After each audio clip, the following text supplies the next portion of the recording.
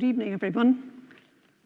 I don't think we can produce surprises like Douglas Murray did last week, sadly. Truly magnificent that must have been to be at and not knowing about it in advance. So, Lionel Shriver. We have known each other for 36 years, she tells me. She counts better than I do.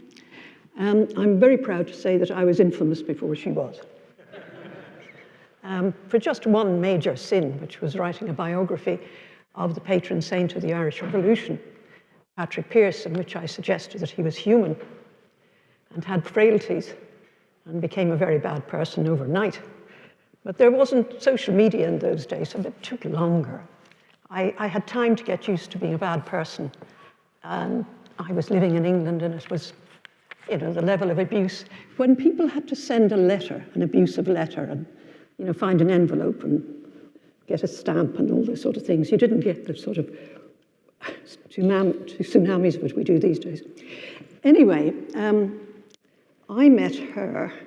We were introduced by the tenant of her affections at the time, who was entirely unsuitable in every respect and a great friend of mine, a gifted alcoholic lunatic. He's still a great friend of mine, and indeed he's a friend of Lionel's these days as well. But he was a madman, and she seemed extremely weird. I don't know why she was dressed as Charlie Chaplin. I know I ask her that periodically, and she tells me, but I can't remember what it was.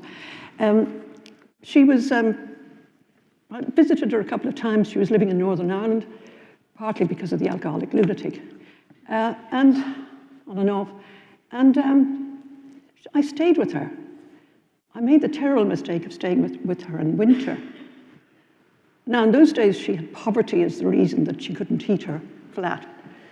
She still doesn't heat anything during the winter, and I don't visit her during the winter under any circumstances. She is now rich, not that she'd admit it, but she behaves like a poor person. But I did very quickly realize that she was an original. She was an American who had settled in Belfast. She had not been taken in by the silver tongues of nationalism. She had actually decided that those sullen, difficult prods were more interesting and actually probably had right on their side. She was not attracted by terrorism. So we became allies in all sorts of ways. We sort of saw life in the same sideways way. I was writing solid books on things like the history of The Economist, a book on the publisher Victor Gollancz, and then I became a journalist in 1993, and overnight I became a terrible person, and I remained so, because I didn't think the terrorists were nice, and I was an enemy of peace. I became an enemy of peace in no time at all. Most interesting.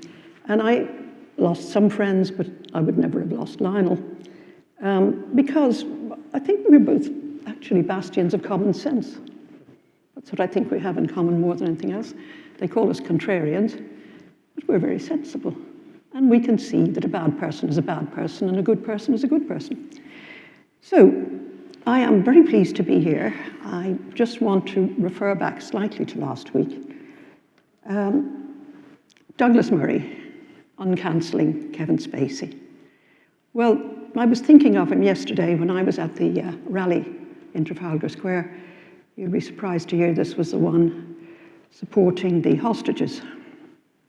And the chief rabbi thanked King Charles and the leaders of the three main political parties and said, it's at a time such as this that we discover who our true friends are. It's out of time such as this, but words do matter, and to all our friends from whom so far we haven't heard a single word, your silence is deafening. Words do matter. Douglas, at the end of his very interesting lecture last week, said, please always stand up for your friends, especially when they're in the right. I don't find it difficult to stand up for Lionel. I had probably the nearest thing to a shouting match I've had in a long time with a young man who came into a room where I was talking to grown-ups, and heard us discussing an article by Lionel Shriver. And he said, "You mustn't read her." Now, this guy was 21 and had just graduated. I said, "What do you mean we mustn't read her?" He said, "She's bad. She's a bad person, and you shouldn't read her." So I said, "How do you know she's a bad person if you haven't read her?" And he said, "It says it on TikTok." Now, Lionel wouldn't know that because she's had the sense more than I have to eschew social media. But that made me so mad, and it's actually defending my friends gets me riled up. They can abuse me as much as they like because I think it's a hoot, but they're not going to abuse my friends. She has been brave, she's an original, her stuff approaches things from angles nobody else would ever think of, and I think she's magnificent. And the thing she does more than anything else that I really love is she absolutely skewers the people with bad ideas and good intentions who are a menace. Thank you.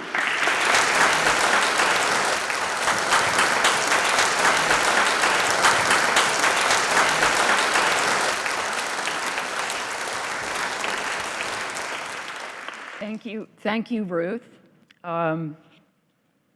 Ruth is quite right that what first brought us together was what we both believed was the morally obvious. I mean, lo and behold, we opposed terrorism. But opposing terrorism only became morally obvious to the rest of the world in 2001. We were ahead of the game in 1987.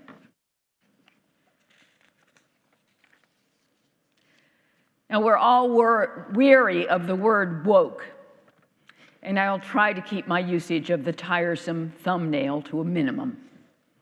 After all, even its mocking variations, wokerati, wokismo, woking class, are no longer amusing, but you still laughed. Still, I've been struck by how difficult it is to address contemporary cultural conflicts and not employ that word. So pervasive and invasive has this rigid, joyless, tyrannical gestalt become. Like children piping up from the back seat, "Are we there yet?" Countless audience members at events like this one have implored me to predict when this corrosive killjoy ideology will be over. Because most of us are not nearly as sick of the word as we are of wokeness itself. For me, a big disappointment of our dreary era has been the silence, compliance, and complicity of my fellow fiction writers. Novelists once had a reputation for being mavericks. They were eccentrics who heard voices. They tended to be antisocial, bathed too rarely, dressed unfashionably, and drank too much. They were the cliched different drummers, the weirdos in primary school who never fit in, and finally learned to turn their quirks to their advantage in adulthood. No one understood where their phantasmagorical ideas came from. But now we know where novelists get their ideas. From the New York Times and the Guardian. Nearly all my contemporaries are left-wing. In terms of the Times, they fit in all too well. In the last few years, writers have been showered with new rules, what we're allowed to write, especially what we're not allowed to write, and how we're allowed to write it. I'm never sure where these edicts originate. Fair enough, when I was growing into my occupation, I appreciated being alerted to dangling modifiers. And, here I nod to my hosts, I learned that the Oxford comma was an aid to clarity. But these newer rules never pertain to proper usages of the semicolon. No, they're moral mandates, all about not causing so-called pain and harm. Pain? Being ordered to mangle my prose by shadowy scolds whose authority I don't recognize puts me in considerable pain. Yet my colleagues never seem to scoff at an anonymous bossy boots on social media. What do you mean we're no longer allowed to describe a character's skin color with words related to food? I've never heard anything more preposterous in my life. Besides, who made you president of the universe? Why do I have to follow your stupid made-up rules? In my novels, I am president of the universe. So if I want to describe my protagonist as having a walnut complexion, I'll do so, thank you very much. Or an Eton mess complexion, if I'm feeling totally whack. So sod off, you mincing martinet.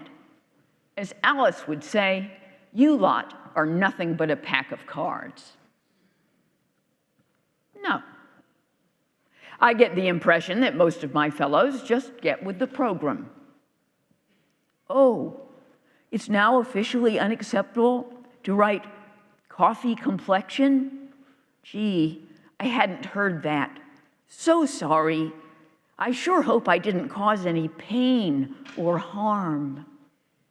I promise never ever to do that again, and when other writers have Japanese characters with eggshell coloring, I'll be sure to take them to task. For example, I was on a book festival panel not long ago with a prominent British novelist who announced to our audience that in his fiction, he was no longer going to describe what his female characters looked like. This was clearly a political decision, not an artistic one. Presumably, you can't make any reference to a woman's weight anymore, even when the woman is imaginary. And if you imply that she's sexy or not sexy, that could be fraught with danger either way. Still, why would this novelist want to publicly commit to tying his own hands at the keyboard? His characters are the fruit of his imagination. They belong to him. Ergo, if he chooses, his characters can be fact. There are merciful exceptions to these cowed creatives. Famously, J.K. Rowling has dared to make the formerly lame observation that there is such a thing as biological sex, and aired the formerly self-evident proposition that putting men with functional penises in a rape crisis center might be a bad idea. Margaret Atwood had the gall to defend due process during Me Too. Kazuo Ishiguro has mourned the fearfulness and self-censorship he detects in younger writers, as well as rejecting the contrived taboo of cultural appropriation. Bret Easton Ellis may be my closest literary equivalent in merrily puncturing left-wing pieties. And Salman Rushdie has paid a grievous price for defending freedom of speech. But the novelists who've stuck their necks out to protect our right to type whatever we damn well please have been depressingly few. In preparation for this talk, I found one video on YouTube titled Anti-Woke Fiction. No disrespect, but of the 4 authors interviewed, I'd never heard of any of them. Most of the heavyweights are beating by joining or keeping their own counsel. In 2016, I discovered how rare and how perilous it had already become to poke one's head above the progressive parapet. In the opening address of an off-the-beaten-track book festival in Brisbane, Australia, I pressed a point I worried was so obvious as to appear banal. The then little-known cultural appropriation no-no, which at the time had largely afflicted the fashion industry, would utterly stifle our craft, I told an audience full of writers, if applied to fiction. Inventing characters different from yourself is the whole point, right? If we can only contrive characters identical to ourselves, there is no fiction, right? That's called memoir. I delivered the address with gusto, because I was concerned that my uncontroversial thesis would be received with shrugging acceptance, and I'd put my audience to sleep. Instead, the next day, my fellow writers braced and verbally assaulted me in the festival green room, and there ensued an international uproar with indignant comment pieces in a host of media, from the New Republic to the Hindu Times. The hoo-ha went on for weeks. Few other writers who stuck up for me did so privately in emails. The bulk of my colleagues, whose right to write about whatever and whomever they liked I was defending, left me twisting in the wind or launched personal attacks in left-leaning newspapers. To my dismay, in the 7 years since, the ludicrous, creatively constrictive concept of cultural appropriation has now been firmly installed in creative writing programs, literary agencies, and publishing houses. An aspiring writer who approaches agents with a manuscript that boldly employs characters who are, say, gay, disabled, Muslim, or on the spectrum, when the author is not gay, disabled, Muslim, or on the spectrum, is routinely rejected out of hand. Agents prefer to represent own voices. Even if an agent is enthusiastic about the premise, a novelist whose identity doesn't perfectly correspond to the character's identity is reliably informed, "You're not the person to tell this story." For publicly defying today's suffocating orthodoxy, I've paid a price in my private life as well. For 13 years, I'd been good friends with a well-known novelist whose name I will not disclose. I don't even shop my ex-friends. Until she happened to catch my appearance on Question Time in 2019. The next day, this writer, with the usual package deal progressive views, emailed to cancel our dinner date for the following week and never spoke to me again. My inexcusable sins on TV? Making a joke about the NHS. And objecting that comparing a woman in a burqa to a letterbox, hardly a customary pejorative, didn't seem all that insulting. She who shall not be named is ambitious, and I'm confident that this novelist felt she could no longer afford to be associated with me. I had become a professional liability, and proximity to my dodgy opinions could damage her literary reputation. Most of all, those dodgy opinions clashed with her righteous opinions, which were more sacred to her than our friendship. I suspect I'm not the only person in this room who's seen a relationship go up in flames over unpardonable departures from politically correct catechism. And it's always the party further to the left who lights the match. For most of us during the last 10 years, loyalty, bravery, genuine tolerance, and congenial agreement to disagree have been thin on the ground. Like the Soviets before them, today's progressives regard art as a promotional tool of ideology. The primary purpose of the arts, in this view, is to force the audience to become good. The purpose of the arts is to advance virtue.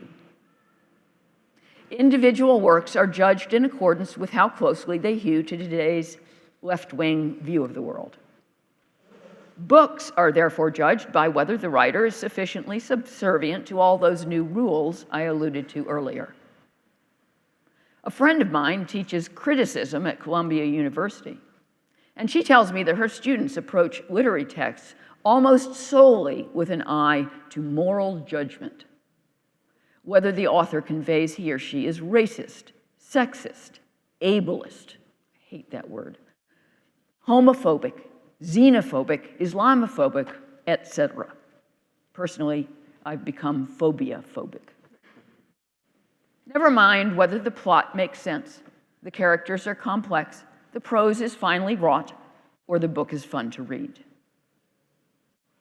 Granted, while I was growing up at the tail end of the 1960s, plenty of music, theater, film, literature, and visual art was political, but it was nearly all subversive, anti-establishment. But now that the counterculture has evolved into cancel culture, the ideas dominating artistic output aren't anti-establishment. They hail from the establishment. So today's governing ethos doesn't echo the spirit of the let it all hang out 60s. It has more in common with the oppressively conformist Christian conservatism of the 1950s. That W word hasn't merely been embraced by disheveled longhairs in communes, but by the highest levels of management in corporate behemoths like Disney, funding organizations like the Arts Council or America's National Endowment for the Arts, august institutions like the National Theater, awards advisory committees, museum boards, and last but not least, my bailiwick, nearly all the Anglosphere's major publishing houses. Consuming obsessions with race and so-called gender, now a loaded agitprop term I make a yeoman-like effort, or yeowoman-like effort, to avoid, are foisted on the proles top-down by grown-ups in positions of power. A raft of either divisive or crackpot protocols are being dictated by what we latterly call the elite, who use their authority to bolster their own moral vanity and to compete with one another over who can be more inclusive. The works they seek to champion must therefore demonstrate one way or another that slavery was bad, racism is bad, and sexism is bad. Thanks. Good to know. Lost in all this political line towing in the arts are the qualities that any true artist once universally aspired to engender. Qualities that have little relationship to good and evil, or to fairness and injustice. And so, in a rectitudinous, censorious, sanctimonious age, are regarded as immaterial. Beauty, first and foremost, a quality dear to Roger Scruton's heart, but now accorded virtually no value. Style is of no consequence either. It has nothing to do with goodness. Wit is a casualty of our times as well. Any comedian could provide us a long list of groups one is strictly forbidden to tell jokes about. The overweight, the mentally unhinged, any race other than the pale one. And these taboos increasingly apply to literary fiction too. Humor is dangerous, in part because it isn't moral. Quite the contrary. Mischief is dangerous. And it's a temperamental inclination to mischief, to saying or writing the very things I know I'm not supposed to, that gets me into the most trouble. Overall, the quality of excellence is no longer paramount. Why, lately, excellence appears to be downright irrelevant. Good art now means virtuous art, and that is a virtue narrowly and tediously defined. A despotic virtue that is imposed and enforced, that comes not from within, but from chiding comment pieces, activist university professors, and anonymous goons on social media, is not real virtue in my eyes, but a slyly disguised form of wickedness. The books that would never have been published under this reigning ethos comprise not only a lot of books, but maybe most books. My own bibliography is riddled with wrong right. In my first novel, I invented an African tribe. Bad. My fourth novel is entirely set in Africa. Bad. I've composed long passages of dialogue in Black English. Bad. Over the years, I've concocted characters who are Pakistani, Iraqi, Black American, Mexican, Irish, Kenyan, British, Portuguese, and other ethnicities galore. Bad, bad, bad, bad, bad. I've written about a woman who's terminally ill, which I now gather is none of my business. I've written about a disabled teenager without asking anyone's special permission or commissioning a sensitivity reader. Terrifyingly, I have even written about fat people. All my books should have trigger warnings, and to be on the safe side, we should probably ban the whole stack. Any publisher today would not only reject the satanic verses, but would physically remove the manuscript from the building and chuck it in a bin across the street. Most of Martin Amis, Norman Mailer, John Updike, and Philip Roth would never pass the strict progressive litmus test. Roth's licentious priapic Sabbath theater, which won America's National Book Award in 1995, would never even be longlisted post-Me Too.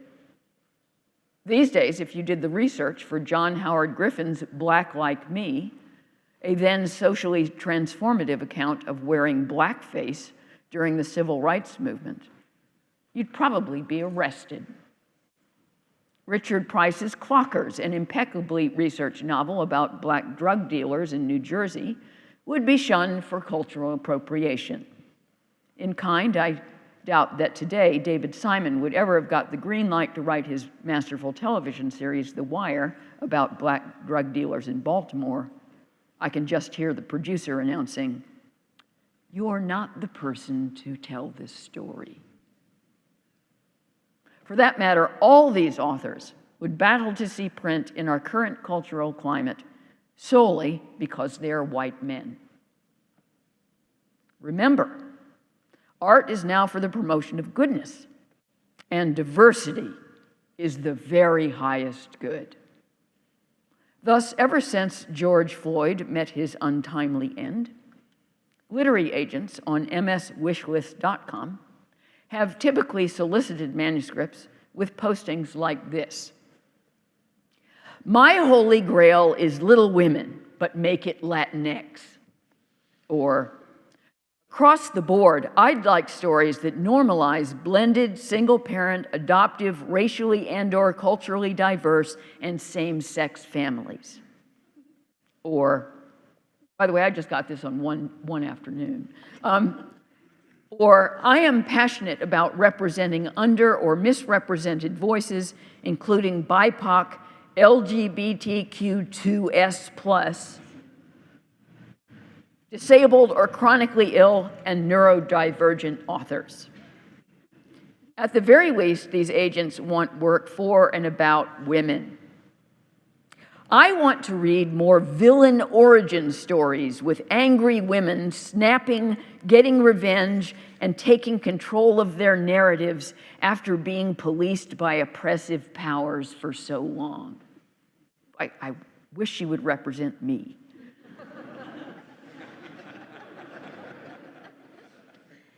What we specifically don't find on such a website is, "I don't care who or what you are, so long as you have written a compelling, original, meticulously crafted piece of fiction." I shouldn't have to clarify this, but malicious interpretation on racial matters is rife. So, no, I am not implying that fiction written by minorities is second-rate, or that all the diverse books released in the last few years are substandard. Publishing work by authors with a wide range of backgrounds is all to the good. I'd be especially enthusiastic about editors and agents reaching out to minority writers if the intention were to expand the readership and thereby grow the publishing business.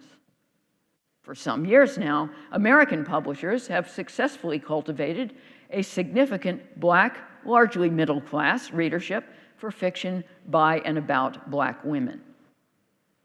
But I'm dubious that Anglosphere editors' post-Floydian motivation for building ostentatiously diverse lists is commercial. Because here's the weird thing. Not only do publishing houses seem underinterested in acquiring books that are any good, but they seem underinterested in acquiring books that might make money. It's all about having a catalog that sponsors author picks with a lush variety of skin tones, as if editors aren't assembling a season's new releases, but decorating a living room. Publishing's elaborate overcompensation for what the industry regards as its previous white supremacy doesn't seem sincerely designed to reach new markets. It looks like political display.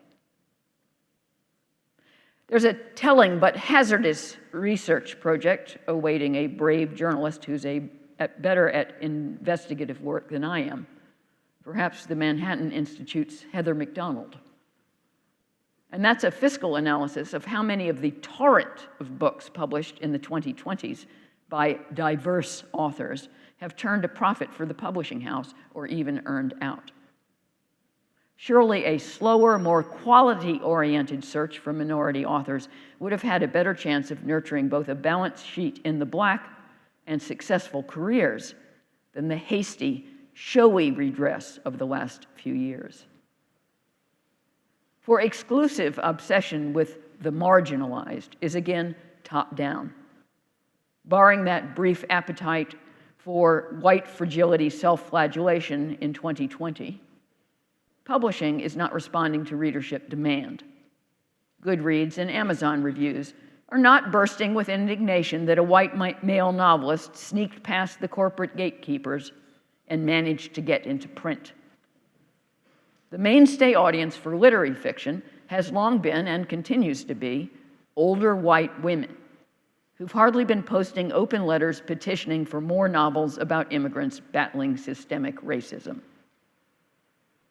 Why the virtual banishing of white male writers from the shelves of new fiction releases doesn't count as racist and sexist? Well, this isn't a movement famous for its consistency. I've heard from numerous such authors, alas, able-bodied, with no dire diagnosis, generally disposed to having sex with women, and passably sane, who can't get anywhere with agents or editors. Sometimes, they suspect, because their perspective is right of center. But the core problem is usually identity. These pariah white guys tend to seem a bit depressed. Me? I think they should be angry. As for diversity within fiction, white authors are in a bind. Writing about characters of other races and creeds is cultural appropriation. Writing contemporary books with only other white people in them can misrepresent the nature of reality and risks seeming racist too. You can't win. On the other hand, ever since June 2020, television scriptwriters have obliged with casts disproportionately chock full of minority characters, regardless of whether race plays a part in the plot, regardless of whether the show's location contains vast numbers of non-white residents, and regardless of how credibly a given character would, say, marry across racial lines. We've established a TV cliché. Likeable characters are in mixed-race relationships. You should just start keeping track. It's in the adverts, too. In the pilot television script for my 8th novel, The Post-Birthday World, in the year of our Floyd, the writer doing the adaptation suddenly changed the wife of a central character named Ramsey to a Nigerian. But Ramsey is a white, provincial, poorly educated snooker player from South London. The fact that this character would never marry a Nigerian was suddenly nugatory. The mania for Black Lives Matter had addled an otherwise fine scriptwriter's brain. Similarly, Lena Dunham rused the fact that the central cast of her hit show Girls was all white. But her retroactive regret is misguided. That friendship group made much more narrative sense. It seemed more socially plausible. cast with white actors. Lisa Kudrow's feeling embarrassed and so much guilt over the lack of diversity in Friends is also uncalled for. When the show began in 1994, America's most recent deluge of immigration had barely begun, and the country was more predominantly white. Given the demographics and the inconvenient truth that most people prefer the company of people like themselves, the likelihood that a group of 6 close friends would all be white in real life is extremely high. Bemoaning this casting choice after the fact again imposes the political preoccupations of the present on the sound artistic decisions of a popular program from the past. A revamp of either series that inserted a Black friend, an Asian friend, and a Latino friend would appear to the audience as exactly what it would be: dramatically artificial racial tokenism. The writers who concocted multiple new minority characters for the recent Sex and the City reboot and Just Like That were guilty of the same unmistakable pandering to the BLM era. Now, most of you won't be familiar with the American news program, the PBS NewsHour, but to keep up with my own country's media, I watch it on YouTube pretty much every night, if often with rolled eyes, because the show wears its left-wing bias on its sleeve. The nightly broadcast concludes with a review and interview segment about the arts called Canvas. Ever since mid-2020, that Canvas slot has been devoted to an improbable degree, 95%, to minority artists. Though African Americans constitute only 13% of the US population, the preponderance of these guests have been Black. For the most part, white artists only get a free pass if they're at least gay or trans. This conspicuous determination to spotlight diversity, to the nearly perfect exclusion of artists belonging to the country's racial majority, has persisted without cease for 3.5 years and shows no sign of flagging. It's actually hilarious. Oh, and the UK's Channel 4 News has done exactly the same thing. Yet, like all affirmative action, this policy backfires, tarnishing the very folks it feigns to help. We viewers aren't as stupid as they think, and the audiences for the NewsHour and the Channel 4 News must have picked up the pattern after only a week or two. Thus, these programs' arts segment imprimaturs have grown far less meaningful. Once the arts slot is occupied day after day by Black people, who in the UK constitute only 3% of the population, viewers can't help but conclude that these artists have been singled out more for their complexion than because their work is exceptional. Even though, in any number of cases, the work is exceptional. The same problem plagues extravagantly diverse shortlists for film and literary awards. The effect is to negate the prize. It's painfully obvious to the public that all these minority shortlistees were chosen, at least in part, to serve a political agenda. The result? A reduced status even for deserving winners, and a reduced status for the prizes themselves. Now, colorblind casting has had its successes. I thought David Oyelowo as Inspector Javert in the miniseries of Les Miserables worked surprisingly well, despite the absurdity of a Black policeman in 19th century France. Though what made the casting work was that irrelevant little matter of artistic excellence. Oyelowo played the part powerfully well. About Bridgerton, I was of two minds. The series is light fare, and we wouldn't want to take it too seriously. But to the degree the show tried to justify all these Black aristocrats in Regency England, it was ridiculous. The real problem with colorblind casting is it's anything but colorblind. These substitutions work in only one direction. No producer is going to cast Dominique West as Nelson Mandela. In recent historical dramas, verisimilitude is often marred by ideological anachronism, the artificial insertion of approved contemporary views into eras during which these attitudes would have been utterly alien. To take but one example, Downton Abbey portrayed the Crawley family's response to an employee's homosexuality as mild and ultimately as open-minded. Yet in the early 20th century, the English upper class would have regarded same-sex relations with revulsion. That storyline was less dramatic as well as less historically realistic because Julian Fellowes took the edge off. The larger pattern is clear. Artistic excellence is being subjugated to a strictly prescriptive and aesthetically oblivious version of political virtue. Why, I read an otherwise quite accomplished first-person novel this summer about a woman enraged at her alcoholic mother.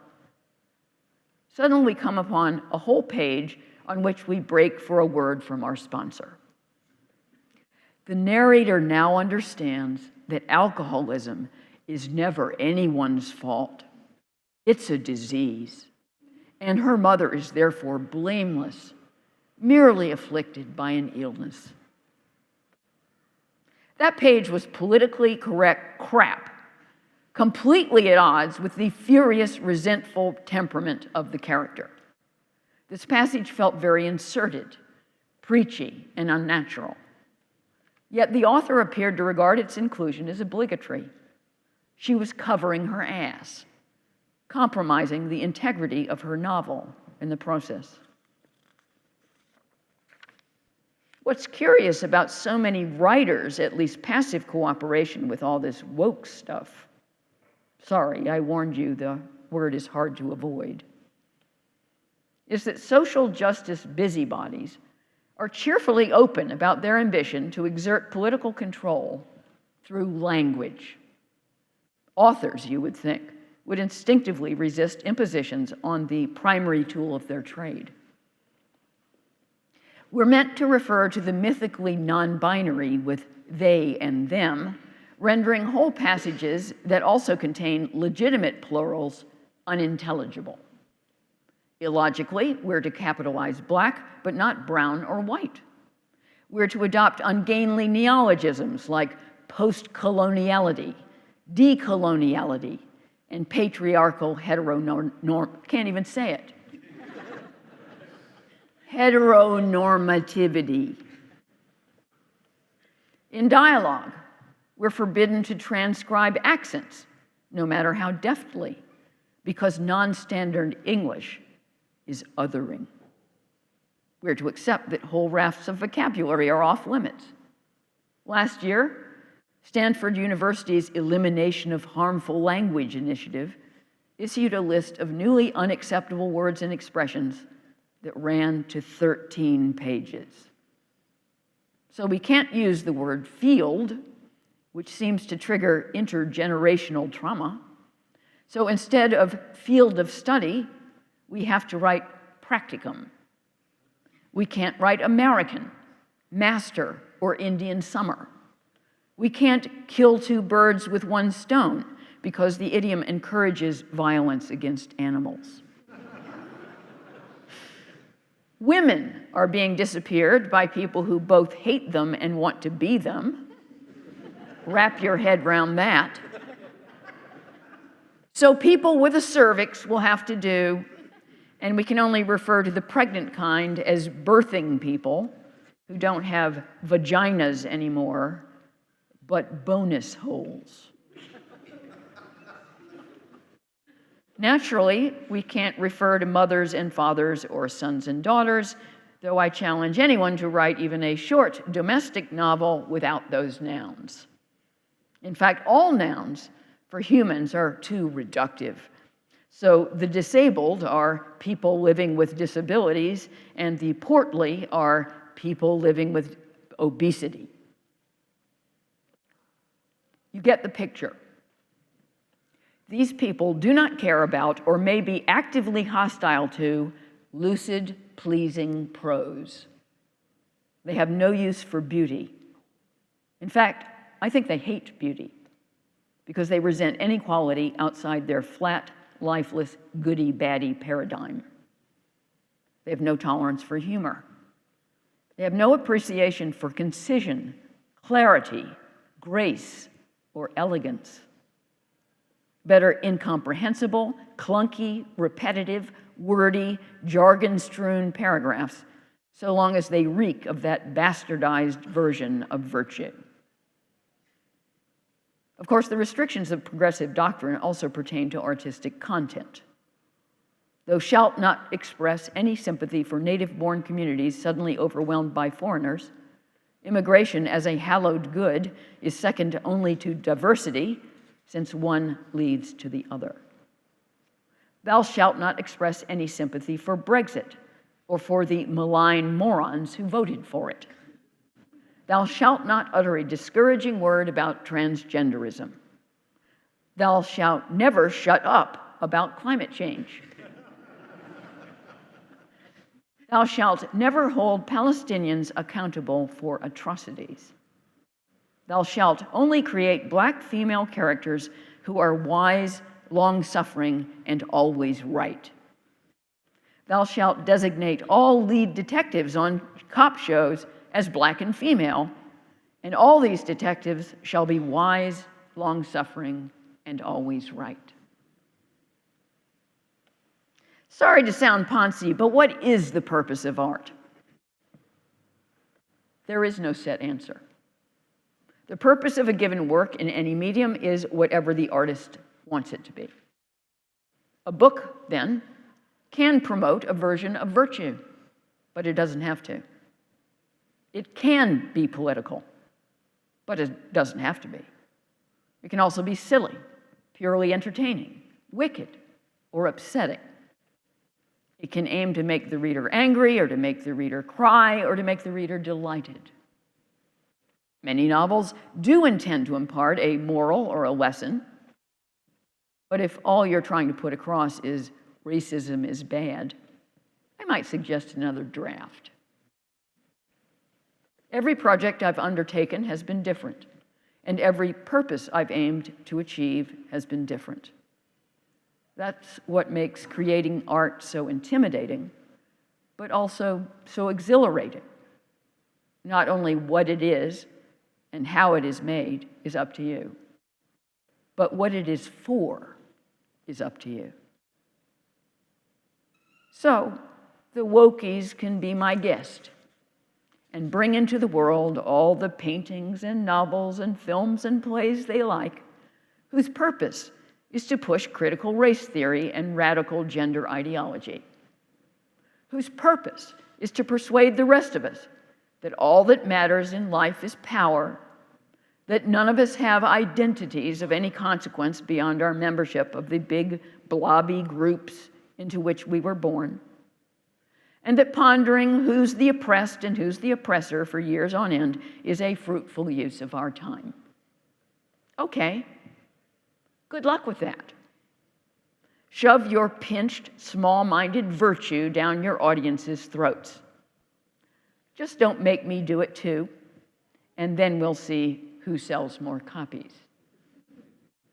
It's a big world out there, with far more to write about than rivalrous human hierarchies, architecture and tides, color and the night sky, death and love, why we're suddenly manufacturing square toilet seats, and whether steamed broccoli really belongs on a pizza.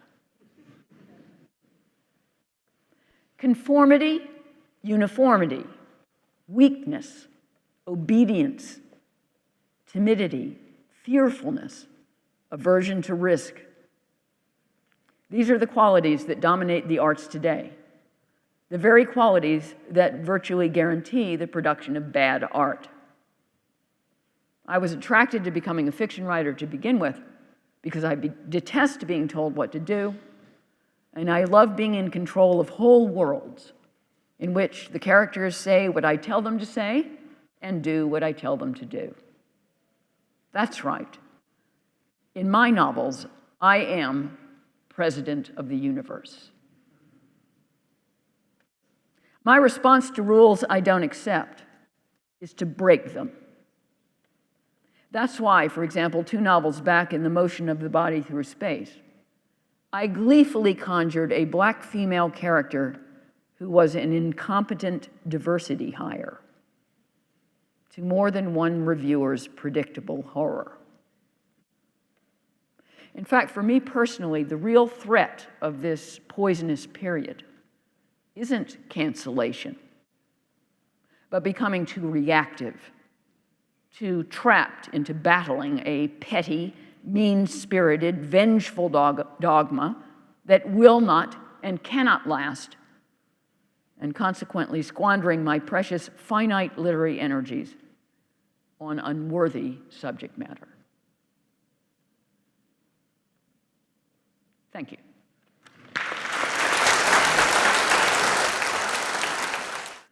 Hello again.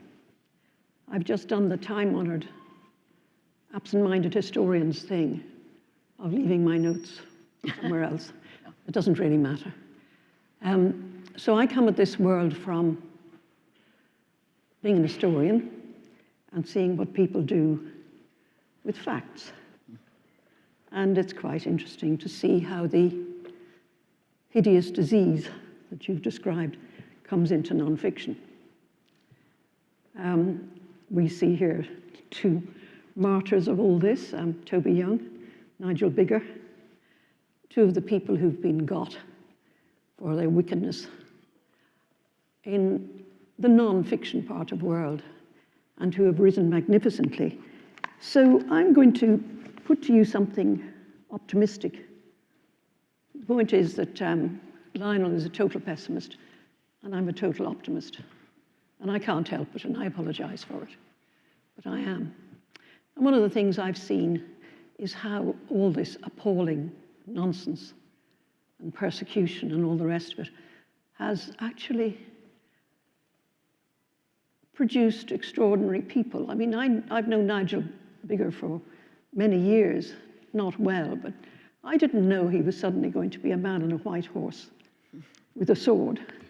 He suddenly emerged. He was just one of those people who said, "Up with this, I will not put," and tackled the whole question of whether or not we should unthinkingly be saying that all colonialism was bad. Toby Young, who was ruined because of some idiot tweet he'd made 79 years ago, had to watch his children starve or get up and do something. So he founded the Free Speech Union, which has done extraordinarily wonderful things. And that wouldn't have happened if Toby hadn't been persecuted. And one sees that with a lot of people. And what I see that makes me really pleased is that so many of the people who are sticking up for the values of free speech and courage are second-generation immigrants. Kemi Badenoch is the Tory party's heroine, because she's the one who truly cares about free speech. Suella Braverman, say what you like. These are people, there are a lot of people in the Tory party who say, our parents came here from a hellhole. We think this is a great country. Nobody white's going to say that, a few of them. So I think there's something to be cheerful about, and I'd like my pessimistic friend to consider whether she might cheer up a bit. Okay, I'm not sure that I accept that characterization. Complain, find somebody to complain to. I think that when one is cheerfully pessimistic, it's not real pessimism. I have too much fun predicting the end of the world. And even in this increasingly tiresome fight against an ideology that I find repulsive, I'm able to make jokes and find some pleasure and even find some purpose in it. So that's turning shit to fuel. Well, that's very impressive. Now, for those of you in the audience who are young, quite a lot of people here are young, which is very encouraging. I'm not trying to underestimate how damaging it has been, because of course there's no doubt that the human resources are agents of evil. Museums have been tainted by all this.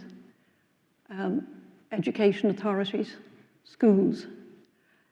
It's just what makes me feel we might get there in the end, has been that there's nothing in it, if you know what I mean. I wasn't a great fan of Marxism, but at least it did require you to put a few thoughts together and read the odd few pages. There is nothing to this ideology. It's a whinging, shallow, narcissistic approach to life, which hasn't any depth. Well, one of the things that strikes me about it is that it contrasts with what would typically be a liberal, revolutionary utopianism. You know, that kind of naivete that often comes out of the left that foresees this perfect society awaiting us if we just follow the right rubrics.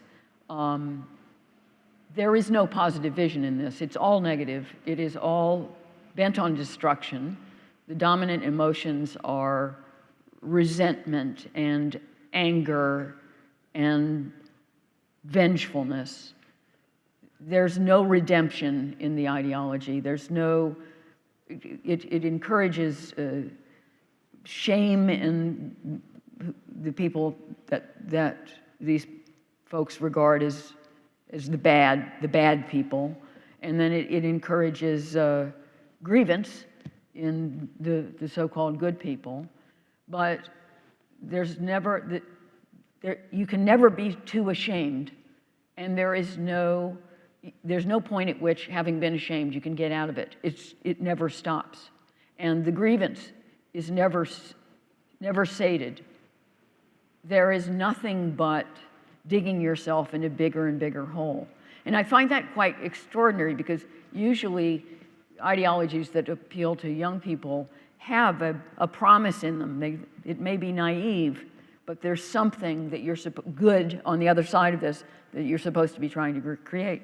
And I don't sense that there is anything positive, that they have any vision aside from hurting people and disappearing them and getting their people into positions of power. And that's about the end of it. And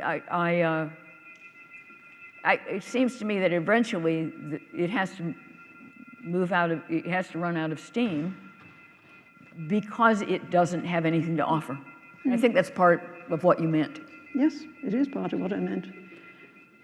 What I've tried to say to young people occasionally is that I come from a generation in Ireland, where I grew up, when we actually left because there was no free speech. The society was ruled by a very oppressive Roman Catholic Church and a nationalism which I hated, which was all about the great gods of the Revolution of 1916, who were executed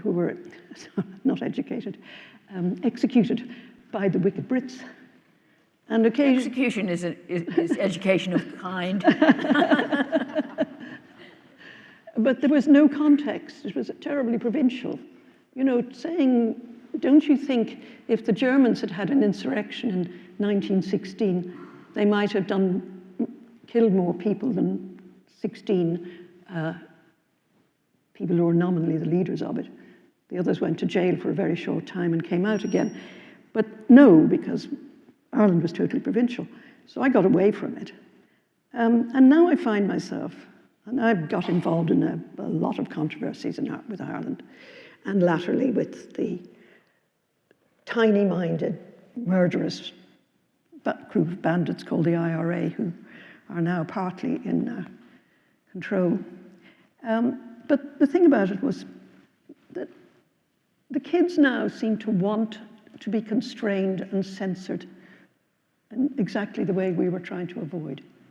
And it's a very miserable thing to think of young people wanting censorship, wanting to be corralled, wanting. Well, they buy into the illusion that they're always going to be the people who are doing the censoring. And that's a mistake lots of groups of people make who want to cut down on free speech and restrict what is permissible, because they think they're always going to be the ones dictating the rules and telling people to shut up. And that is naive, because once you have lost the right to say what you want, you know, what becomes fashionable to say moves on, or regimes change, and suddenly you're being told to shut up. And it'll be like one big, what do you mean? Right? So that's why I've never thought that freedom of speech is a right or a left-wing issue. It's for everybody. It pertains to all of us. I had a most interesting encounter during lockdown. Well, I will admit I had been to an illegal lunch with a friend in his house with another person. My God, but occasionally I do kick over the traces. And I walked back. I was having a very nice walk back from Chelsea via Parliament Square, and I found it was full of people, which was a bit mystifying. I obviously had missed something in the newspapers. It was a BLM march. Now, you know, there was I feeling faintly guilty about breaking the rules on having lunch with two people. And there were hundreds and hundreds of kids marching down toward Parliament Square. So I thought I'd hang around and see what was happening, and I decided to adopt my, my journalist persona. So I was looking actually for white young people who looked like the, the white middle class ones who tend to exploit these particular things. And I found a little group of them. One of them was wearing, very self-consciously, it seemed to me, a balaclava. And I said, hello, I said, I put on very much my little old lady thing. Can you tell me what's going on here? I thought we weren't allowed to congregate. So they explained to me. One of them even used the magic words, let me educate you. I don't know how I didn't chin him, but I didn't. But I looked obliging and said, oh, thank you. And so what is actually happening? Well, there was this terrible thing with George Floyd and all the rest of it, so that was explained to me.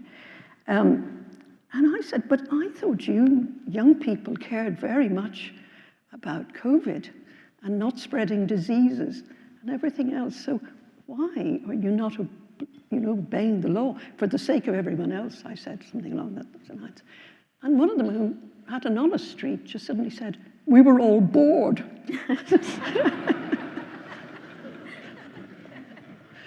And I really sympathized, so that had put me into a relatively good mood when I was suddenly kettled into Downing Street, which wasn't, I didn't mind, but wasn't expecting it, only to see the first policeman recorded as taking the knee. And that was one of the worst moments of my last few years. I couldn't believe what I was seeing. I just couldn't believe it. Because the young people had been educating him, presumably. Yes. And at that stage, I come back to conversations with people about I blame the parents. I blame the parents and teachers, and I do, who kept saying we must listen to the young because it's their world, and they know better. Well, I think this entire era has been an experience of the tide going out, and you see who's not wearing their swimming trunks. But this is in regard to who people really are, whether they're capable of independent thought, whether they're able to make decisions and appraisal on the merits, or whether they just do what they're told or imitate what other people are doing right now. And it turns out the vast majority of people are doing the latter. My new book, which comes out in April, is called Mania. And I called it that because I have watched, during the last 10 to 12 years, the entire planet washed with repeated manias, and everyone gets with the program all at once in a way that truly shocks and frightens me. It started with the transgenderism thing, which I track back to about 2012, immediately after gay marriage became broadly acceptable, and I don't think that's a coincidence. And then suddenly, all these shows, documentaries were on television about transgenderism, transgender kids. So it came out of nowhere. It used to be this tiny, tiny, tiny number of people, and it sure isn't now. The Me Too movement had that same feeling of suddenly everyone is obsessed with sexual harassment and has to have their own story. It started out from genuinely legitimate, horrible, stories of abuse, but rapidly became a little petty and took down some people that it shouldn't have. But again, this was an international phenomenon. I mean, observing that this has to do with social media is very boring. And then the COVID lockdowns had the same quality. Only this was on a governmental level, and that is really scary. So you had governments all over the world doing the same thing because the other governments were doing it, right? So it's not as if you can trust these people in positions of power to use their capacity for independent thought and make decisions on the merits. No, they don't know how to think for themselves any more than most of us do, apparently. So they all did the same thing, and it was really stupid. And I'm pleased to see that at least among a certain number of people, it's beginning to be perceived as having been really stupid. And right on the heels of the COVID lockdowns, you have the BLM thing, and all over the world, they're marching around. In London, it's from that Michael Brown thing, hands up, don't shoot, and your policemen don't even carry guns. It was ridiculous. And then in South Korea, they were doing the same thing. They don't even have any black people. And I'm afraid the climate change thing is starting to display exactly the same qualities. It's this obsessive, international, everyone thinks the same thing. And if you're a taller dissenter, then you're shunned, you're evil. This is really disturbing. And I find the phenomenon of social mania now being international, not local, not even national, but international, I find that is more upsetting than even the content of the single manias, because it means that we can be taken over by just about anything, any dumb little idea. Well, that's what my new novel is about. I made up my own mania. In my book, literally in my book, back in 2010, someone publishes a book and says that there's no such thing as a stupid person. And cognitive discrimination is the last great civil rights fight. So you can't use all these words anymore. It's a book that plays a lot with language. You can't say you're dumbstruck. That's a horror. But you also can't not give someone a job because they're an idiot. Or not let them in a university because they're an idiot. Of course, we've already done that. Yeah. And in fact, that's the whole idea of this book, is that it's meant to be exactly a millimeter away from where we already are. And so I think that's what's significant about this larger woke package, is that it has revealed to us who's a lemming. I gather that usage as a metaphor is unfair to lemmings. Sorry, lemmings. They don't actually pitch themselves off cliffs, but we do. So, and then there are a few people who've really distinguished themselves. I'm glad to call many of them my colleagues, who put themselves at great social and professional risk to say, I'm sorry, but this emperor has no clothes. They're not all right-wing either. They're of many different political persuasions, but most of all, they recognize something which is evil when they see it. I have to tell you my favorite short story about what it is to offend. I voted Brexit. I have been prepared to say so publicly. That meant that I was a knuckle-drailing moron. Well, fair enough. But I was at a party one evening when somebody who'd been a publisher of mine on quite a serious, substantial book came into the room. He came across to do the usual kiss, how's everything, lovely to see you, that we'd been doing for about 15 years. And then I invited him into the conversation I was having with somebody, which was a very civilized one about Brexit. We were talking about why I had voted for it, a little reluctantly, but eventually I had.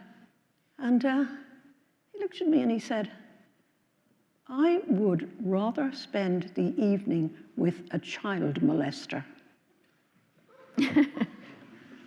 Now, I'm actually quite relaxed about criticism, but I did think that was a bit OTT. And he stormed off. So I'm very proud of that. And I have to say that the night that we had, Lionel and I were both at this party for heretics, Brexit heretics, which was great fun because, of course, that's one thing you get. You get to like being a heretic, because we all laugh a lot, because otherwise you go mad. And we had a great evening, and I had the most successful tale of prejudice, and nobody else had a better line than that. Child molester. That guy is a seriously intellectual publisher.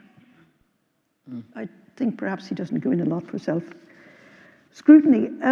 But yes, the tragedies of this, we mustn't forget, I was a friend of David Starkey's at Cambridge.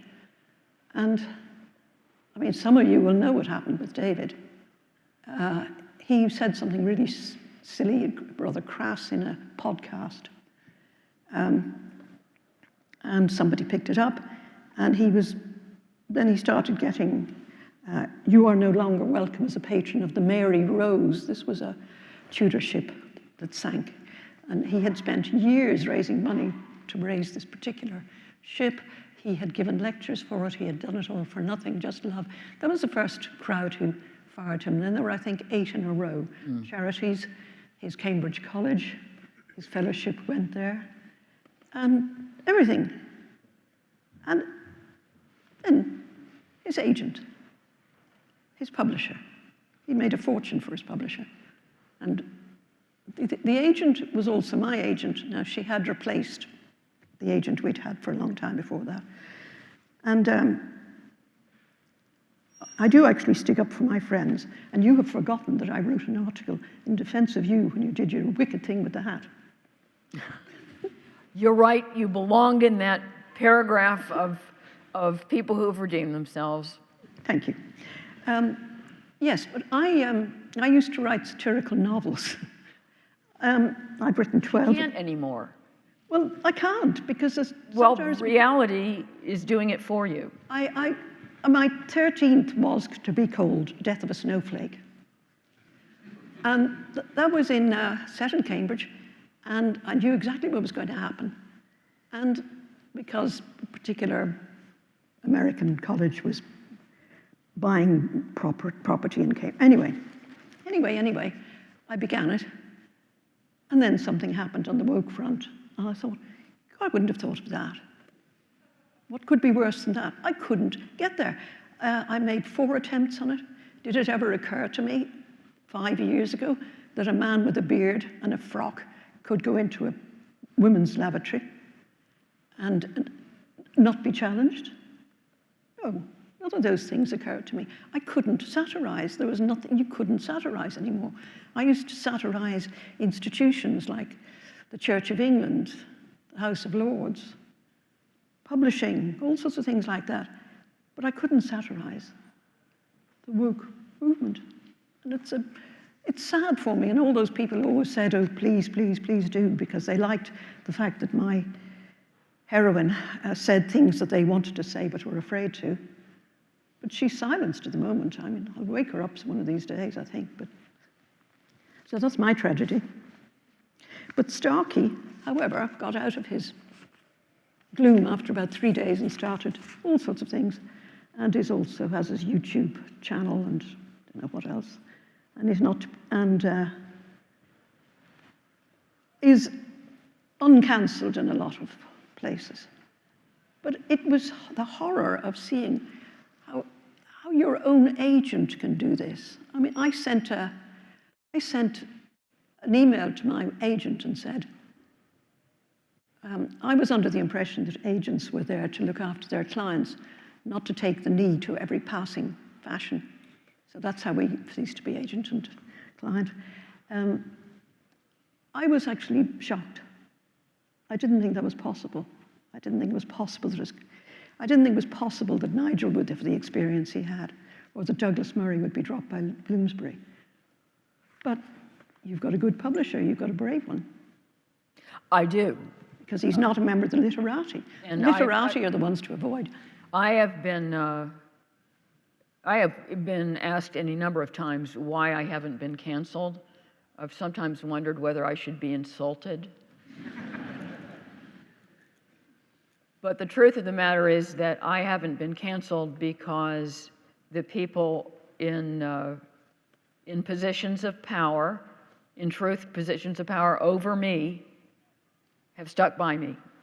My publisher, my agent, my editor at The Spectator, those people, and they are people, that's what institutions are, have been loyal to me and have defended me. And that's the secret to defeating this stuff, is people in positions of power having some balls and being loyal.